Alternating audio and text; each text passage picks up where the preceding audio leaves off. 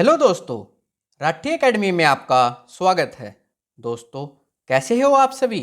मैं आशा करता हूँ कि आप सभी ठीक होंगे।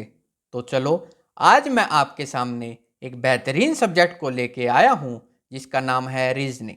अब दोस्तों, आधे से ज़्यादा स्टूडेंट्स को तो यही नहीं पता होगा कि रीजनिंग सब्जेक्ट आखिरकार होता क्या है। चलो, सबसे पहले तो मैं यही डिस्कस कर लेता हूँ कि रीजनिंग सब्जेक्ट है क्या। जैसे कि कुछ स्टूडेंट्स को पता होगा, रीजनिंग एक लॉजिकल सब्जेक्ट है। इसी में बच्चों के सबसे ज़्यादा नंबर आते हैं। मैं ये नहीं कह रहा कि आप दूसरे सब्जेक्ट्स में जैसे मैथ हो गया, इंग्लिश, जीके में अच्छे नंबर नहीं ले सकते, लेकिन उन सब्जेक्ट्स से कम मेहनत करके आप उनसे ज़्यादा स्कोर ले पा सकते हो।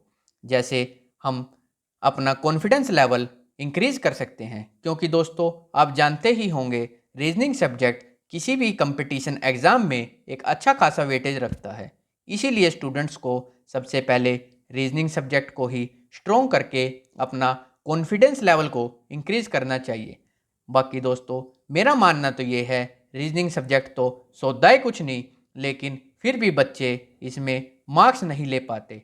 इसका कारण यह हो सकता है उनके प्रॉपर कॉन्सेप्ट क्लियर ना हो, या फिर वो कुछ चैप्टर्स में मिस्टेक कर देते हों, जिससे उनके मार्क्स कट जाते हैं। दोस्तों, हमारे साथ बने रहिए, हम आपको ऐसी ऐसी ट्रिक्स से चैप्टर कराएंगे जिससे आप कभी सोते सोते भी नहीं चैप्टर्स को भूल पाओगे। और जिन चैप्टर्स में आपको डर लगता है, उन चैप्टर्स को तो हम ऐसी बेहतरीन ट्रिक्स से करवा देंगे जो आपने कभी नहीं पढ़ी होंगी।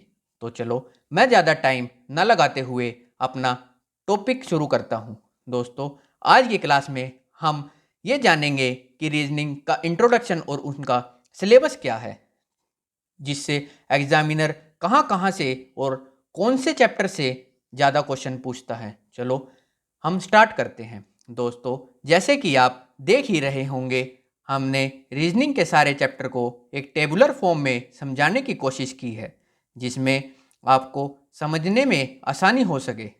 लेकिन मैंने जैसे पहले ही कहा है, ये मेथड आपको कहीं नहीं मिलेगा, क्योंकि ये किसी बुक से नहीं लिया गया है। तो देखो दोस्तों, मैंने सबसे पहले तो रीजनिंग को दो पार्ट्स में डिवाइड किया है।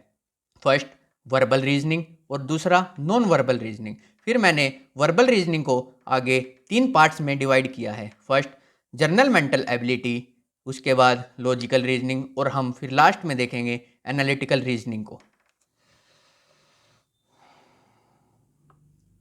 दोस्तों, अब आप ये सोच रहे होंगे कि ये क्या भला है, पेन का यूज़, लॉजिक का यूज़ या दोनों का यूज़। चलो, हम एक एक करके ये समझाने की कोशिश करते हैं कि ये इनका क्या यूज़ है।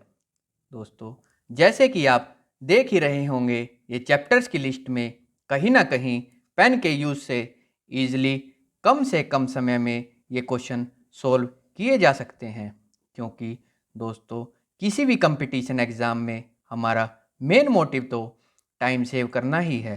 तो चलो, अब हम अपने टॉपिक पर आते हैं। हमारा फर्स्ट टॉपिक है अल्फ़ाबेटिकल टेस्ट। इसके अंदर हमें अल्फ़ाबेट सीखने पड़ेंगे, जिससे हम कई चैप्टर्स में इनका यूज़ कर पाएँ। Second chapter ranking order. इसमें रैंकिंग के हिसाब से एग्जामिनर हमारे को क्वेश्चन पूछता है। Third analogy, classification and series. ये तीनों चैप्टर दोस्तों हमारे बड़े इंपॉर्टेंट चैप्टर हैं, जो हर एग्ज़ाम में एग्जामिनर एक या दो नंबर का क्वेश्चन पूछता ही है।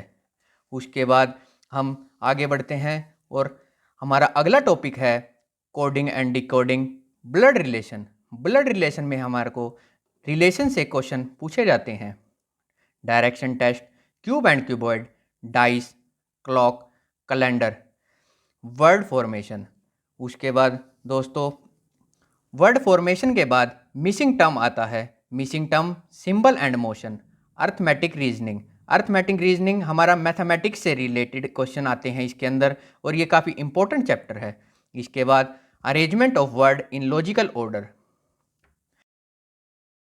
दोस्तों, जैसे आपने देखा, ये सारे टॉपिक हम जनरल मेंटल एबिलिटी में ही करेंगे। इसके बाद हमारा नेक्स्ट टॉपिक है लॉजिकल रीजनिंग। जैसे यहाँ पे लिखा है लॉजिक का यूज़, इसमें कहीं ना कहीं हमें लॉजिक लगाकर ही इन चैप्टर्स में क्वेश्चन को सोल्व करना होगा। फर्स्ट टॉपिक है हमारा सिलोजिज्म। सिलोजिज्म टॉपिक बड़ा इंपॉर्टेंट टॉपिक है जो हर एग्ज़ाम में आता ही है, चाहे एसएससी हो, बैंक हो या फिर कोई भी स्टेट का एग्ज़ाम हो, हर एग्ज़ाम में सिलोजिज्म से क्वेश्चन पक्का बनता है। नेक्स्ट टॉपिक वेन डायग्राम, उसके बाद cause and effect and cause and action होगा। उसके बाद हम नेक्स्ट टॉपिक देखते हैं statement and argument, statement and conclusion, statement and assumption. ये तीनों टॉपिक दोस्तों बड़े इंपॉर्टेंट टॉपिक हैं जो हर एग्ज़ाम में आते हैं, लेकिन बच्चे इनमें कॉन्सेप्ट क्लियर ना होने के कारण गलत कर देते हैं। Next topic situation reaction test and verification of truth of the statement. ये सारे टॉपिक हम लॉजिकल रीजनिंग में ही करेंगे। इसके बाद हमारा नेक्स्ट टॉपिक आता है एनालिटिकल रीजनिंग।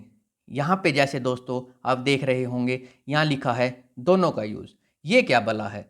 इसमें हमें कहीं ना कहीं कुछ क्वेश्चंस में पेन का यूज़ भी करना होगा और लॉजिक भी लगाना होगा, जिससे हम क्वेश्चंस को ईजिली और टाइम बचाकर सोल्व कर सकें, जिससे हमें बड़ी हेल्प होगी। फर्स्ट टॉपिक है हमारा machine input, second inequality, third puzzle. ये पजल टॉपिक जो है दोस्तों ज़्यादातर बैंक में आता है। उसके बाद seating arrangement and eligibility test. Seating arrangement chapter जो है बड़ा इंपॉर्टेंट टॉपिक है जो हर एग्ज़ाम में पूछा जाता है। इसके बाद ये दोस्तों जैसे आपने देखा, ये सारे टॉपिक हम वर्बल रीजनिंग में करेंगे, जिससे दोस्तों चलो अब हम देखते हैं नॉन वर्बल रीजनिंग में क्या क्या टॉपिक हैं। हमारा फर्स्ट टॉपिक है सीरीज़ इन डायग्राम। इसके अंदर हमें सीरीज़ दी जाएगी जिससे हमें क्वेश्चंस को सोल्व करना होगा। Second analogy, classification, counting of figure. इसके अंदर फिगर को काउंट करना होगा। जैसे हमें ट्रायंगल दी जाएगी और इसमें पूछेंगे कि कितनी ट्रायंगल हैं, ऐसे ऐसे क्वेश्चन काउंटिंग ऑफ फिगर में दी जाएगी।